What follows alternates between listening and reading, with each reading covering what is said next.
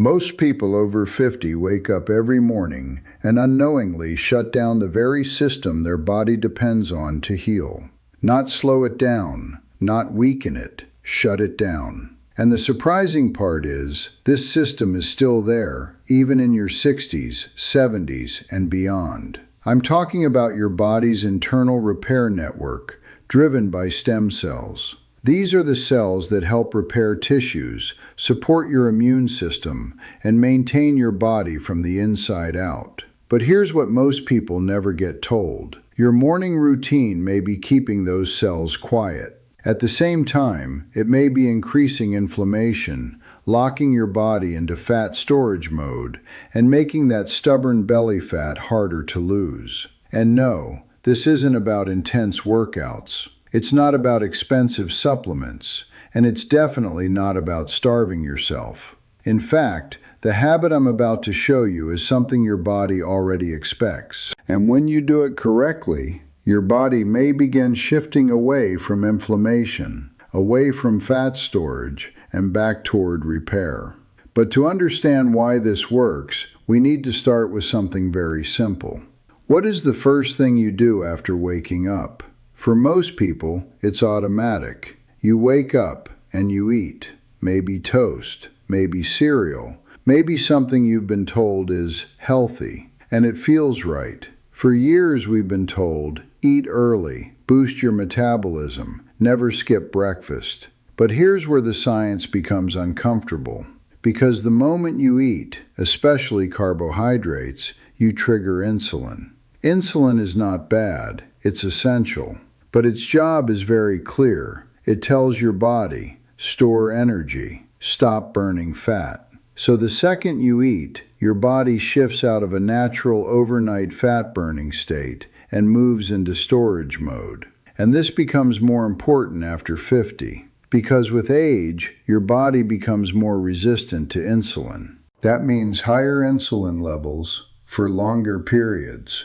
And over time, that is linked to belly fat, inflammation, and a slower metabolism. But there's something even deeper happening. Inside your body, you have stem cells, your repair system. Think of them as a maintenance crew, waiting for the signal to rebuild and restore. You don't lose these cells as you age, but you do lose access to them. Why? Because your body is rarely in the right state. When insulin is high, your body focuses on storage and growth. But when insulin drops, like during a fasting state, your body activates something called autophagy. That simply means cellular cleanup. Damaged parts are removed. Waste is cleared. The internal environment improves. And this is the environment where repair thrives. Research has shown that low insulin states may support these repair pathways over time.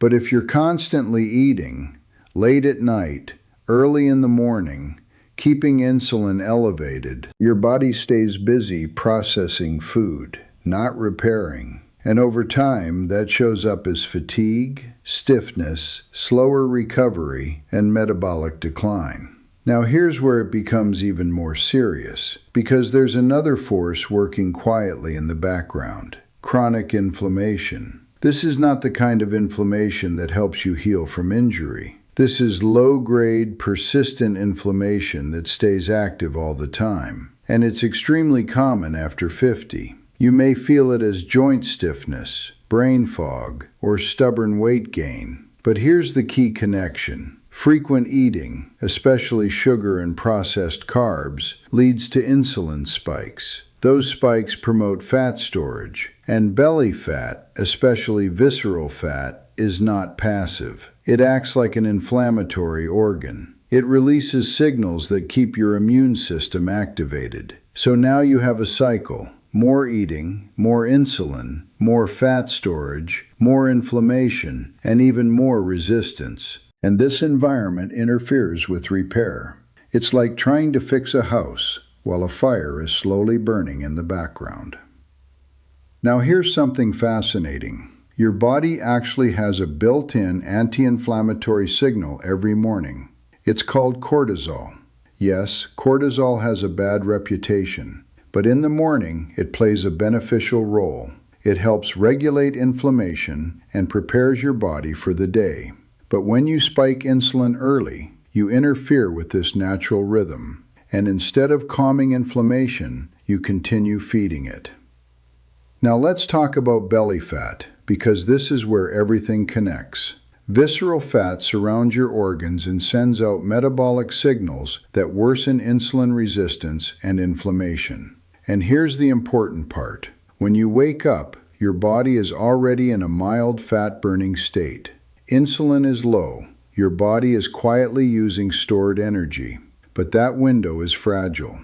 The moment you eat a high-carb breakfast, insulin rises and fat burning slows down. So instead of continuing that natural process, you interrupt it, day after day. And over time, your body loses something called metabolic flexibility, the ability to switch between burning sugar and fat. This is why so many people say, "I'm eating less, but I can't lose weight." It's not just about how much you eat. It's about what signal you give your body first thing in the morning, because that signal can influence your entire day. Now here's what your body actually expects in the morning. The first signal is light. Natural sunlight enters your eyes and resets your internal clock, your circadian rhythm. This regulates hormones, metabolism, and even how your body handles food later in the day. The second signal is movement. Not intense exercise, just gentle movement. A short walk or stretching activates your muscles, helping them absorb glucose without needing as much insulin.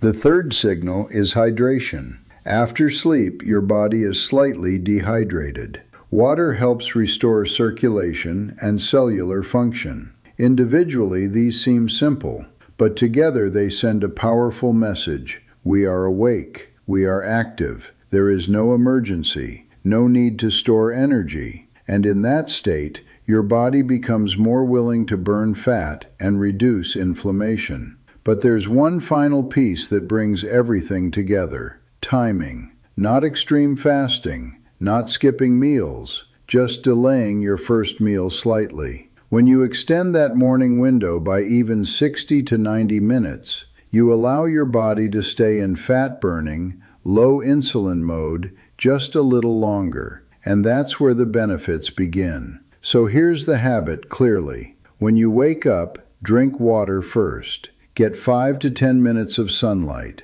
Move gently, walk or stretch. Then delay your first meal slightly. And when you do eat, start with protein, healthy fats and fiber, not sugar. This helps maintain stable insulin and supports your metabolism. When you do this consistently, you're not forcing your body to burn fat, you're allowing it. You're not activating repair artificially, you're removing what was blocking it. Now I want to be clear, this is not a cure, and it's not a replacement for medical care. If you have diabetes or take medications, speak with your doctor before making changes.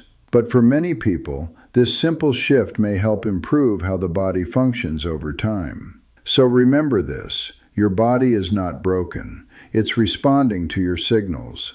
And the first hour of your morning may be the most powerful signal of all. Now tell me, what's the first thing you do every morning? Share it in the comments. And if you're willing, try this routine for the next 7 days and notice how you feel. If you found this helpful, like the video, subscribe, and stay with me, because your body is capable of more than you think. And we're just getting started.